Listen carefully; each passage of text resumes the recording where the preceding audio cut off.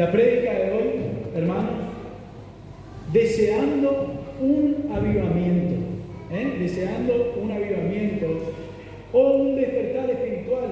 Y con esa palabra quizás te queda más clara la cosa, cómo es un avivamiento. Entonces, ¿o qué es un avivamiento? Mi intención en el día de hoy, hermanos, es que vos puedas, a través de un pasaje del Antiguo Testamento, puedas ver algo que se produjo hace mucho tiempo atrás, ¿sí? Pero que posee las características de un avivamiento de hoy en día. Y eso es lo que yo quiero que vos veas. En el Antiguo Testamento, hermanos, un avivamiento, algunas características. Hoy se habla mucho de avivamientos, hermanos. No sé si ustedes suelen consumir algunas noticias cristianas, pero se habla mucho de avivamientos y creo que el deseo de todo buen cristiano, hermanos, desear un avivamiento, desear que haya un despertar espiritual, hermanos. Hay gente que está dormida, inclusive en la iglesia, hermanos, hay gente que está dormida, ¿sí? Así que vamos a orar y vamos a empezar a desarrollar el texto de hoy, que es Nehemías capítulo 8, para que lo vayan buscando. Vamos a leer del versículo 1 al 8. Nehemías, ¿sí? Y oramos. Señor, te damos gracias en este día. Señor, nos ponemos en tus manos. Queremos encomendarnos a ti para todo lo que va a pasar, lo que ya ha pasado, Señor, lo que está pasando, trayendo almas nuevas, Señor, a tu redil. Gracias, Señor, porque escuchas nuestras oraciones. Señor, los nuevos son producto de las oraciones de todos los hermanos. Señor, también te pedimos por aquellos que no han podido venir y oramos en este momento por tu palabra, Señor, que realmente, Señor, nos vayamos de acá edificados, entendiendo que es un avivamiento, rogándote para que haya un avivamiento y un despertar en cada uno de nuestros corazones. Señor, ese es nuestro clamor en el día de hoy, Señor. Yo te pido que cada hermano, Señor, yo oré antes de preparar esta palabra y te sigo pidiendo, te sigo clamando, pero ahora con todos, unánimes, Señor, clamándote para que cada uno se vaya de acá con un corazón renovado. En el nombre poderoso de Jesús, sabemos y creemos, Señor, que tu palabra tiene el poder para renovarnos, Señor. En el nombre de Jesús. Amén. Leemos. Nehemías, hermanos, capítulo 8, versículo 1. Dice así: y se juntó todo el pueblo como un solo hombre en la plaza que está delante de la puerta de las aguas, y dijeron a Esdras, el escriba, que trajese el libro de la ley de Moisés, la cual Jehová había dado a Israel. Y el sacerdote Esdras trajo la ley delante de la congregación, así de hombres como de mujeres, y de todos los que podían entender, el primer día del mes séptimo. El versículo 3, y leyó en el libro de la plaza que está delante de la puerta de las aguas, desde el alba hasta el mediodía, en presencia de hombres y mujeres y de todos los que podían entender, y los oídos de todo el pueblo estaban atentos al libro de la ley.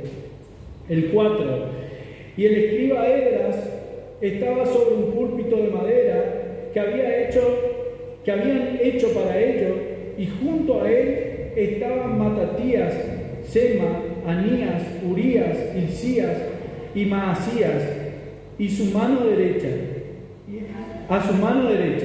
y a su mano izquierda, Pedaías, Misael, Malquías, Asum, Asbadana, Zacarías y Mesulam. Abrió pues Esdras el libro a los ojos de todo el pueblo, porque estaba más alto que todo el pueblo, y cuando lo abrió, todo el pueblo estuvo atento. Bendijo entonces Esdras a Jehová, Dios grande, y todo el pueblo respondió: amén, amén, alzando sus manos, y se humillaron y adoraron a Jehová inclinados a tierra.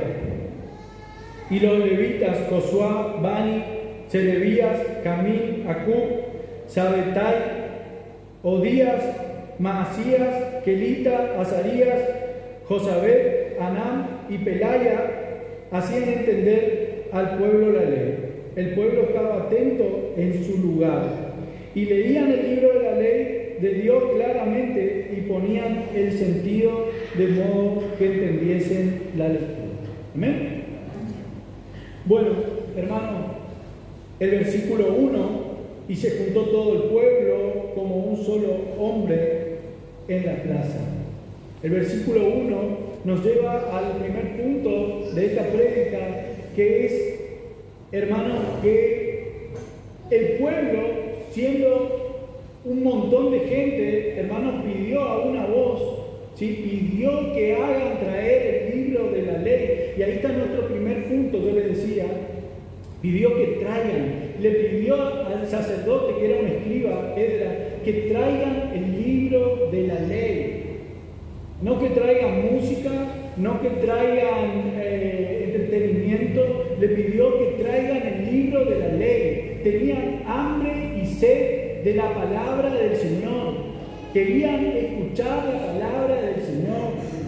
Querían, hermanos, escuchar la palabra exhalada por Dios, que es la Biblia. Querían escuchar eso. En su momento, obviamente, que no estaba escrita toda la Biblia, ¿no es cierto? Tenían el Antiguo Testamento. Ellos querían escuchar eso, el rollo del libro que estaba escrito. Ellos querían, tenían hambre y sed. Primer punto. La Biblia en el Nuevo Testamento nos habla de esto también, hermanos. ¿Sí? Primera de Pedro, capítulo 2, versículos 2, nos dice que tenemos que desear como niños recién nacidos la leche espiritual sin adulterar. Dice eso Primera de Pedro, hermano, yo te estoy parafraseando, pero Primera de Pedro, capítulo 2, versículo 2, dice desear como niños recién nacidos. Hemos predicado sobre ese texto de Primera de Pedro. Y hemos dicho a la congregación, hermanos, te está diciendo desear. Es algo imperativo. No es una opción para el creyente no desear la palabra del Señor. No es una opción. No es opcional. Es una obligación, hermanos. Desear.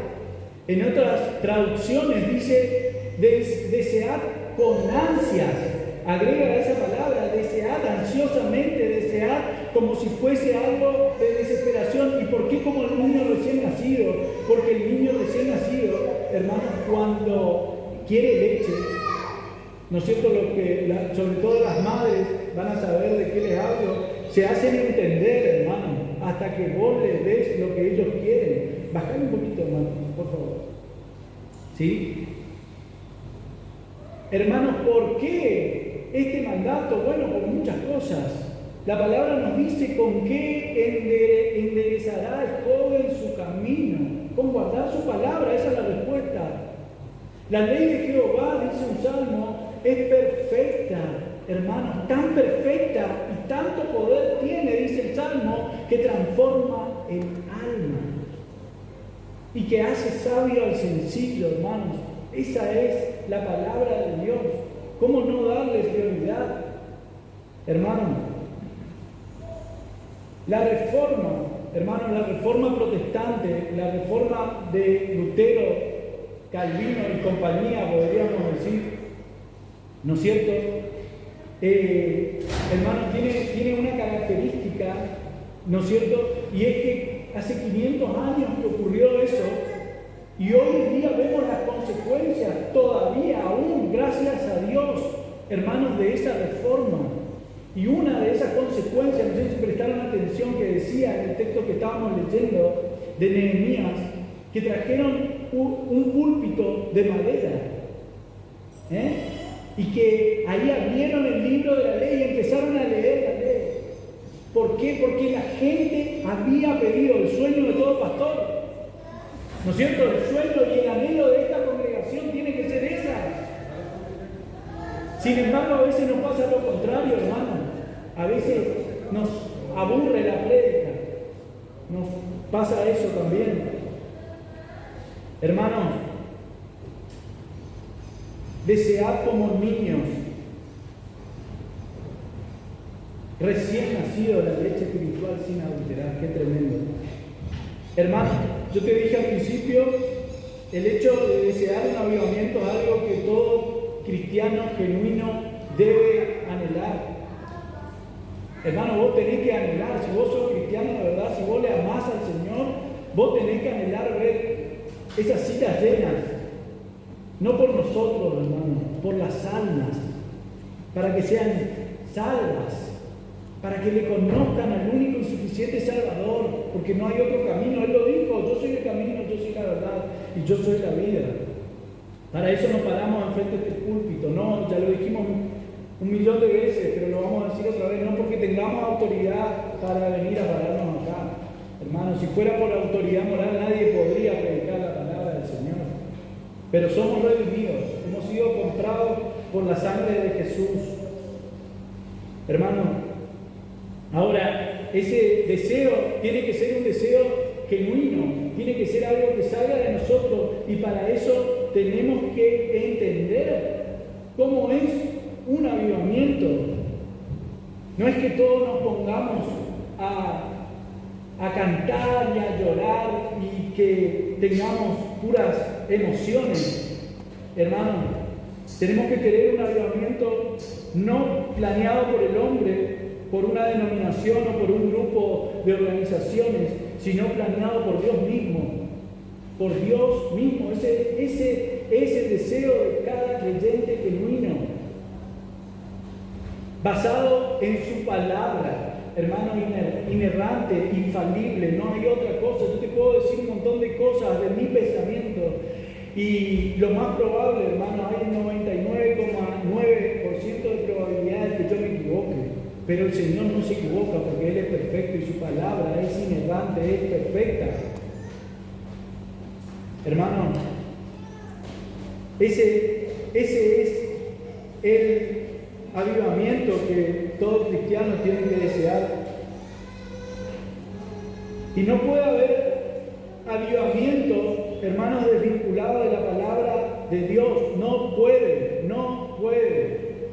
Te lo digo así, no puede haber un avivamiento que no tenga una vinculación directa con su palabra, con la palabra de Dios. No puede, es imposible. Tiene que ser como lo fue en la Reforma, hermanos, por medio de la restauración de la predicación de la palabra de Dios. Eso es lo que hizo la Reforma protestante. Eso es lo que pasó en Nehemías capítulo 8. La gente que no estaba escuchando la palabra de Dios, de repente había pasado mucho tiempo, era otro el contexto. Ahora vamos a hablar un poquito de eso. Empezó a tener sed y hambre de la palabra. Dijo: traigan el libro, traigan, queremos eso. Se calcula, hermano, no hay una fuente fehaciente, pero se estiman que eran alrededor de 30.000 personas las que estaban unánimes. Qué tremendo, eso es un avivamiento. Y no pidieron circo, no pidieron show, no dijeron me aburren las prédicas largas, porque ahora vamos a ver en el versículo 3, no sé si prestaste atención, que eso duró desde el alba hasta el mediodía, 6 horas aproximadamente, de las 6 de la mañana hasta las 12 del mediodía. Ellos estuvieron leyendo el libro de la ley y explicándolo, porque eso también dice lo que acabamos de leer. Entonces, hermanos, nosotros tenemos que desear ese despertar espiritual, pero ese despertar espiritual tenemos que entender que es producido por la palabra escrita por el Dios vivo. La palabra escrita del Dios vivo, no escrita por él porque fueron escritas por hombres, hablamos de eso, ¿no es cierto? Pero exhalada por Dios. Dios inspiró a los hombres. Segunda de Timoteo capítulo 3 versículo 17. Toda la palabra de Dios es inspirada por Dios y útil para redarguir, para enseñar, para instruir al hombre de Dios, para que esté enteramente preparado para toda buena obra.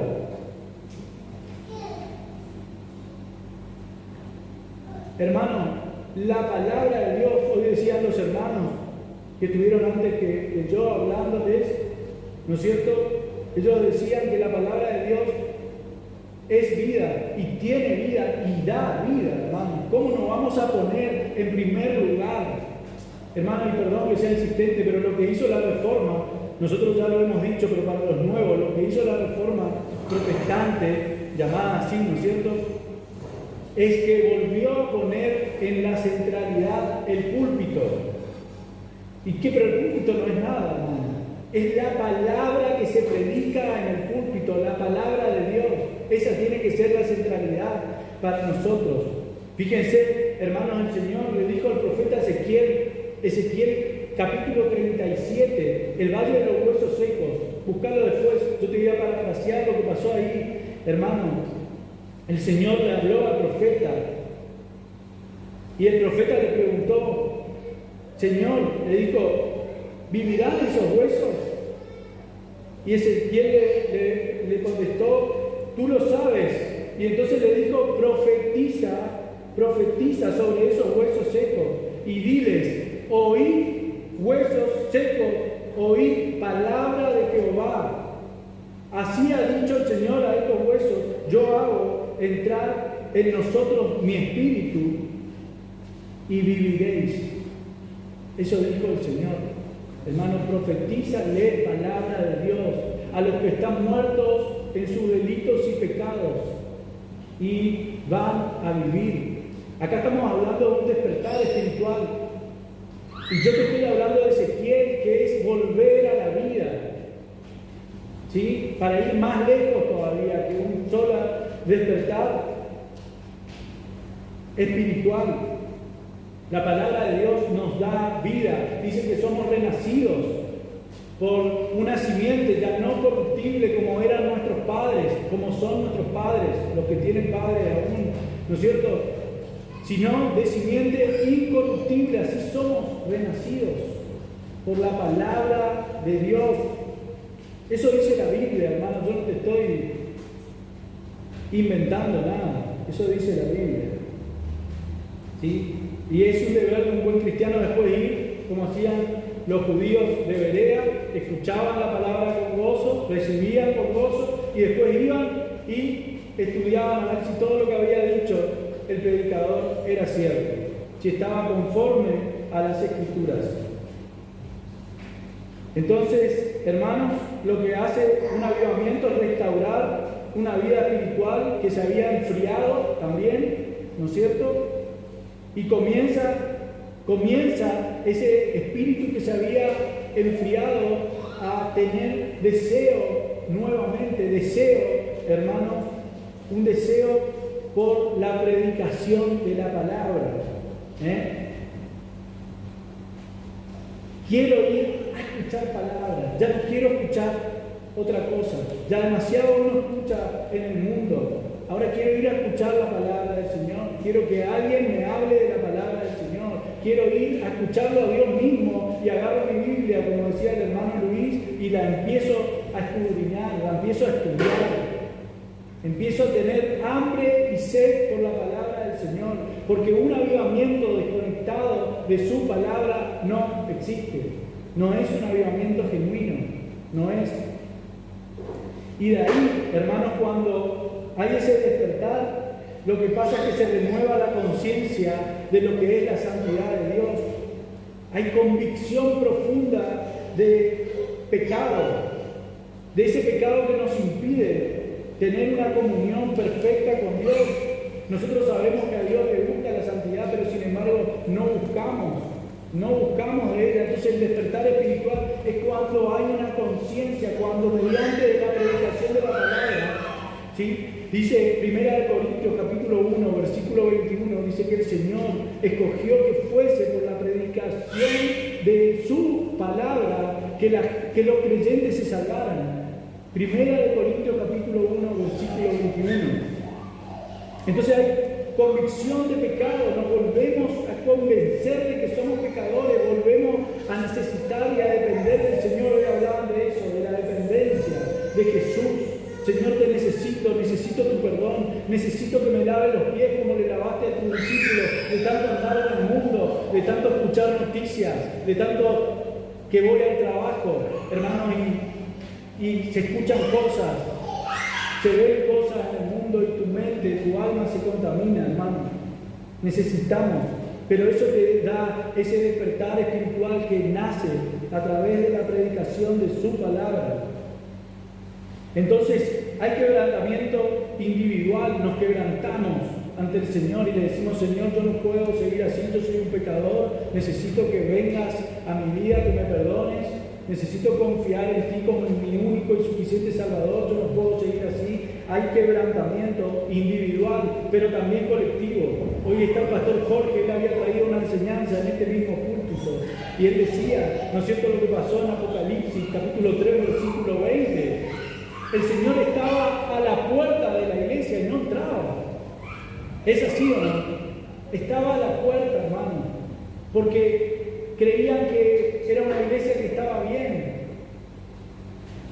¿Sí? Entonces también como iglesia nosotros nos tenemos que manifestar cuando hay un contagio por la palabra, por la predicación, ese hambre y sed por la palabra del Señor.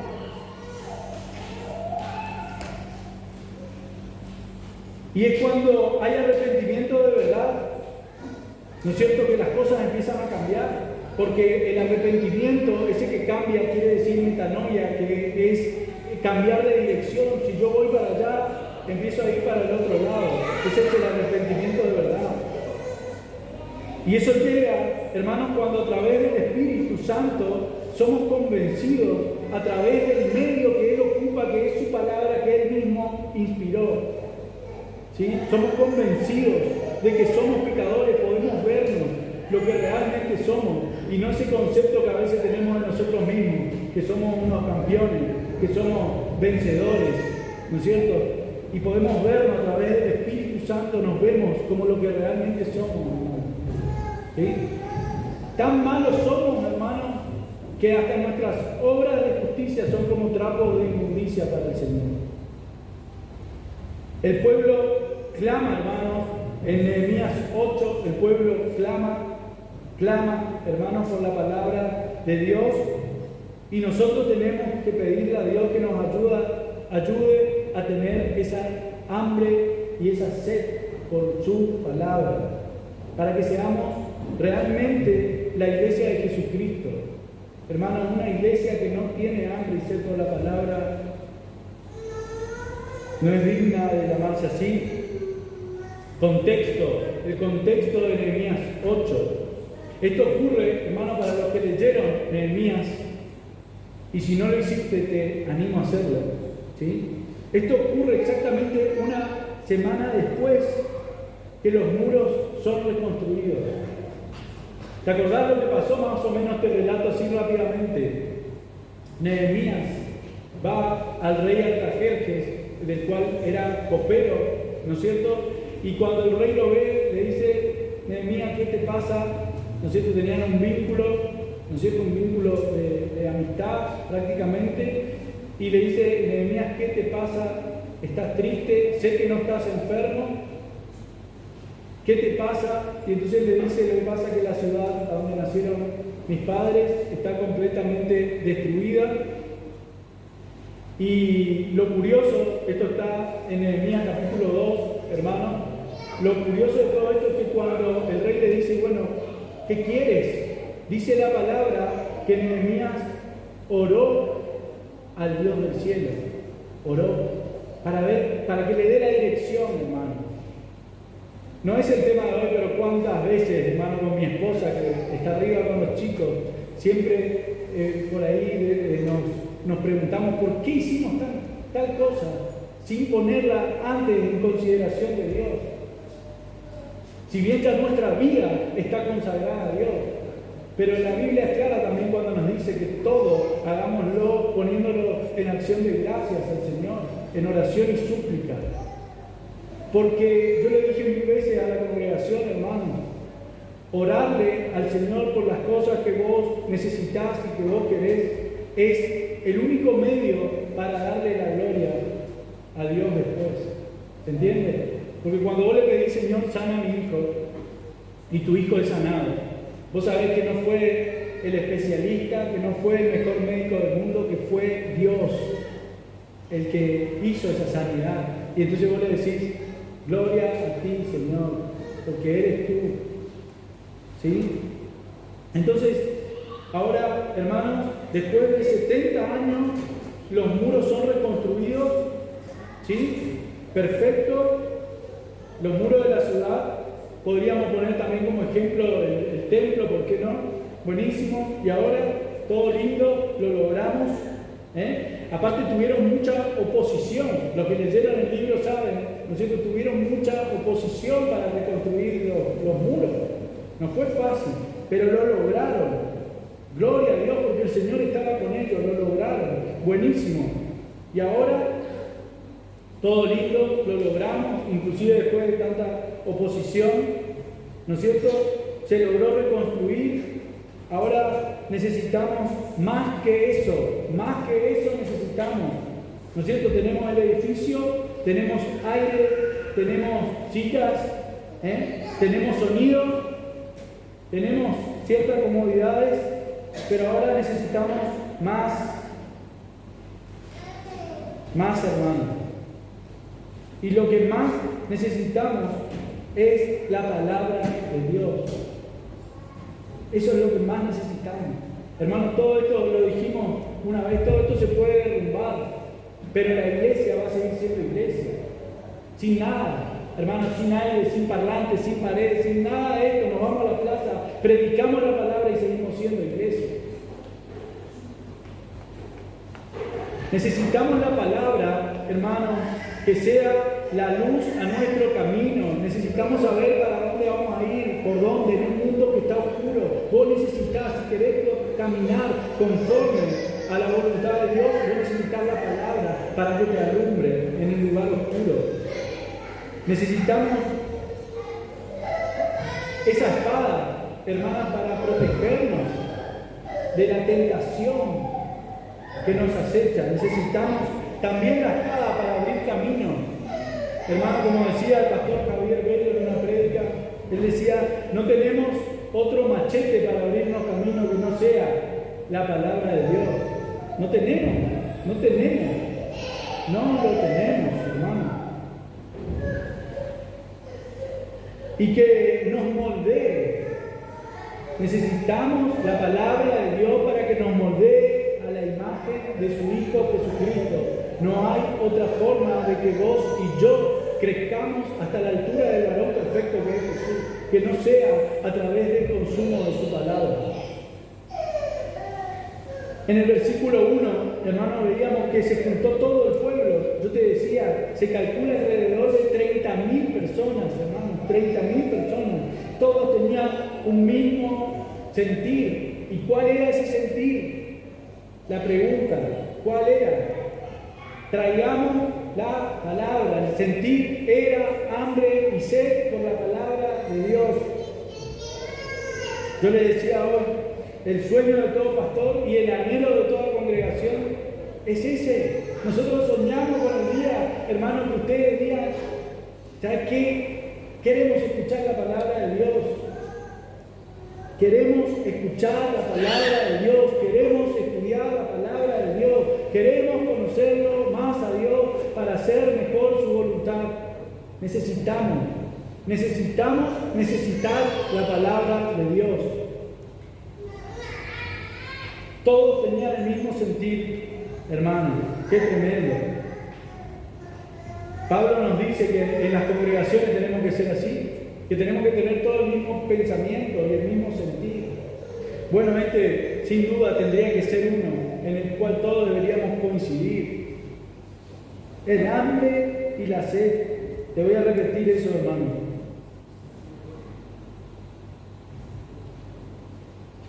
¿Cuánto más nos falta eso? Hermano, yo te decía hoy, el versículo 3, en la mitad, decía que estuvieron desde el alba, desde el amanecer hasta el mediodía. Y a veces nos pasa a todos, nos incluimos nosotros también, hermano. Se nos hace largo el culto de 2 horas. ¿Sí? El culto de 2 horas y ya nos queremos ir. ¿Sí? Nos falta, hermanos, y tenemos que pedirle al Señor, tenemos que orar. Señor, dame más hambre y sed por tu palabra. Necesitamos la palabra del Señor desesperadamente, como un niño recién nacido de forma desesperada necesita la leche de su madre. Así nosotros necesitamos la palabra del Señor. A veces decimos, hermano, no me gustan estas predicaciones tan largas, tanta palabra. A veces traemos mucho más versículos. Yo voy cambiando también, ¿no es cierto? Prefiero algo más llevadero, un poco un chiste en el medio, algo, un entretenimiento. ¿Por qué no un poquito de danzas, un poquito de baile? Y nos entretenemos. A veces nos pasa, hermano. Y hay eso. Hay para todos los gustos hoy en el pueblo evangélico. Cada persona, hermano, debería estar anhelando la palabra de Dios. Fíjate que ellos creían, dice que traigan la ley de Moisés, que Jehová, ellos creían que la palabra de Dios era la palabra de Dios. Valga la redundancia, ellos creían que esta palabra, esto que estamos leyendo, es la palabra exhalada por Dios, la palabra que inspiró a los autores, apóstoles, profetas. ¿Sí? Ellos creían en eso. Y ellos, no solamente eso, sino creían en todo lo que la palabra podía hacer, y eso lo vamos a ver el culto que viene, si Dios permite. Si Dios permite. Segundo, junto con la predicación, hermanos, tiene que haber una explicación, ¿sí? Y para esto tiene que haber gente formada en su palabra, para poder explicarnos qué quiere decir el texto. Tiene que haber gente formada, y a veces, como se dice vulgarmente, te chicanean, y te preguntan, a ver, pastor, ¿y vos a dónde estudiaste? Como si fuese un requisito para ser pastor, aparte de tener un llamado, también haberte recibido en algún instituto. Pero la palabra de Dios nos saca esa duda con total claridad. Segunda de Timoteo, capítulo 3, versículos 16 y 17. ¿Sí? Donde nos dice que la palabra de Dios es suficiente para que el hombre de Dios esté enteramente preparado para realizar cualquier buena obra. Así que nos saca todas las dudas. Pero ahora, hermanos, yo te quiero llevar a Esdras, que es el libro antes de Nehemías. Andate a Esdras, capítulo 7, versículo 10. Y quiero que presten mucha atención ahora, hermanos. Porque hay algo que nosotros tenemos que hacer para recibir la palabra del Señor. Y te voy a leer un poquito antes del 10. Dice, estando con él la buena mano de Dios, está hablando de Esdras, del escriba, del sacerdote, porque Esdras había preparado su corazón para inquirir la ley de Jehová y para cumplirla, y para enseñar en Israel sus estatutos y decretos. Yo no sé si vos entendiste lo que acabamos de leer, hermano, pero acá es exactamente donde comienza un avivamiento. ¿Sí? Comienza en el corazón de cada uno de nosotros, hermano. Ahí es donde comienza un verdadero y genuino avivamiento. Con un corazón transformado, lo dijimos al principio del culto, transformado por el poder de su palabra. Esto debe ser una realidad en la vida del creyente, hermano, no solamente algo que podamos decirlo, sino tiene que ser una realidad. Vos tenés que poder vivirlo. Entonces, dos o tres cositas que tuvo Esdras, y fíjate, quiero que prestes atención. Primero preparó su corazón. Buscando santidad, apartándose del mundo, vida íntima con el Señor. Cada uno de nosotros tiene que buscar eso. Eso no es solamente para los predicadores, hermanos. Cada uno de nosotros. Y se puso al servicio de Dios. Compromiso. Con Dios, con tu tiempo, con tu mente y con tu corazón. Un compromiso, hermano. Tiene que haber eso. Para vos poder preparar tu corazón. Segundo, dice la palabra, hermano, que él se determinó a preparar su corazón. Él preparó su corazón resuelto, determinado. Él estaba convencido de que la palabra de Dios era la palabra de Dios. Y fue coherente con eso, consecuente con eso. No importa lo comprometido que vos estés con Cristo, hermano, no importa lo comprometido, escuchá esto, no importa el compromiso que vos tengas hoy con Cristo, siempre podés estar un poco más comprometido.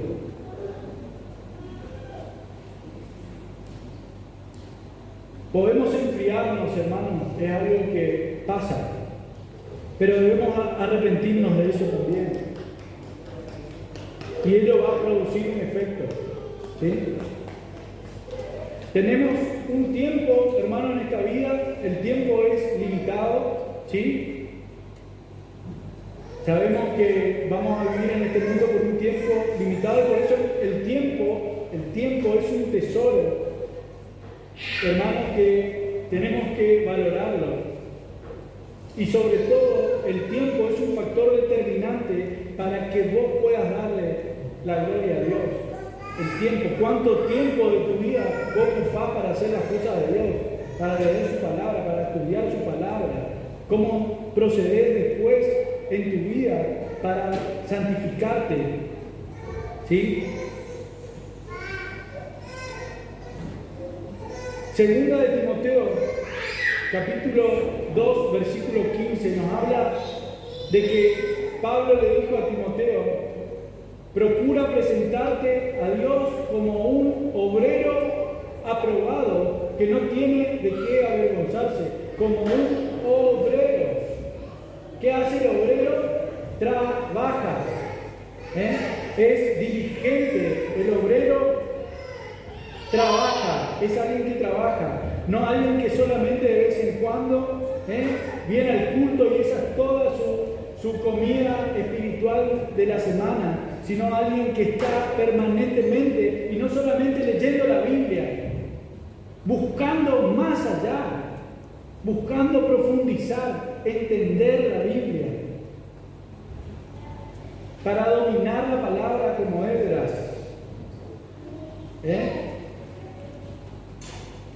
Tiene que, y algo que nos deja claro Esdras acá en el capítulo 7, en el versículo 10, que yo te quiero que te lleves eso hoy, que lo guardes en tu corazón, todos hermanos, no solamente los pastores, todos. Yo voy a leer otra vez el 10 y quiero que prestes atención. Dice: porque Esdras había preparado su corazón para inquirir la ley de Jehová y para cumplirla y para enseñar en Israel sus estatutos. Pasos a seguir. Que te lo resumo así. Primero estudio, primero escudriño, primero guardo y atesoro la palabra del Señor en mi corazón. Después lo aplico a mi vida. Y solamente después podés enseñar. Qué tremendo, hermano. Primero busco el significado correcto. Busco entender para luego aplicarla. Para luego vivirla. Porque Jesús dijo: ¿por qué me dicen Señor, Señor? Y no hacen lo que yo les mando. ¿Por qué? No tiene sentido. Determinados, hermanos, por practicar la palabra. Quizás es la parte más difícil, poner en práctica. Tanto como sea posible, tanto como sea posible. Hermano, el Señor dijo, si tu ojo te es ocasión de pecar, arráncatelo. Y si tu mano, arráncatelo también. Obviamente que Él no nos está hablando de algo literal, que vos vayas a hacer eso ahora, pero te está hablando de una determinación, de esa determinación que tuvo Esdras, ¿sí? Para inquirir, para trabajar con la ley de Jehová, para estudiar la ley de Jehová y para que eso haga efecto en su corazón. Entonces, la determinación, y algo importante, hermano, yo quiero que te lleves eso hoy. Primero estudio, segundo lo vivo y recién después puedo enseñar a otros. Eso no es solo para los pastores, hermanos, eso es para todos nosotros, porque todos tenemos que predicar. Después vamos a ver los efectos que produce cada uno que recibe la palabra de Dios y la entiende a través de la predicación. Y por último, hermano, quiero decirte, el mismísimo Señor Jesús estudiaba la palabra de Dios, su palabra. La conocía, hermano, conocía, él citaba la palabra. Él era un experto en su palabra. Y era, sobre todas las cosas, obediente. Y hasta la muerte de cruz, hermano. Cumplió con toda la palabra. Y esto es lo que debe suceder si nosotros queremos y deseamos un avivamiento. Esto es lo que tiene que suceder. Necesitamos un corazón determinado. Esdras, capítulo 7, versículo 10, léelo otra vez en tu casa. Pastores con un corazón determinado, empresarios con un corazón determinado, empleados con un corazón determinado, niños, niñas, jóvenes con un corazón determinado. Tenemos el mensaje de mensajes, hermano. No hay otro mensaje superior a este. No hay, no existe. Y debemos predicarlo a toda criatura. Porque ningún mensaje te puede salvar. Solo este. Y es el único que salva. Porque es el que nos dice que Jesús es el único nombre dado a los hombres bajo el cielo en el cual hay salvación. Que no hay otro. Es el mensaje de mensajes. Y culminamos, hermano, antes inclusive de lo previsto, para que no te aburras, para que no te aburras. Entonces, terminamos con Nehemías, capítulo 8 y el verso 12, que dice así: y todo el pueblo se fue a comer y a beber y a obsequiar porciones y a gozar de grande alegría, porque habían entendido las palabras que le habían enseñado. Amén. Y vamos a orar. Vamos a orar, hermanos. Vamos a orar para que el Señor, hermanos, haga en nosotros, produzca en nuestro corazón un deseo desesperado por su palabra. Un deseo y un compromiso, hermanos, por su palabra, hermano, para que podamos ser transformados a la gloria de nuestro Señor Jesús, a la imagen de Él, de gloria en gloria, dice la palabra. Pero a través de su palabra no hay avivamiento, hemos entendido, Señor, sino es a través de tu palabra, Señor. Tu palabra, esa palabra que tiene poder, tanto poder que puede darnos un nuevo nacimiento, que nos transforma el alma, que vuelve sabio al sencillo. Esa es tu palabra, Señor. Así que te damos gracias y te pedimos, Señor, que sigas trabajando en nuestros corazones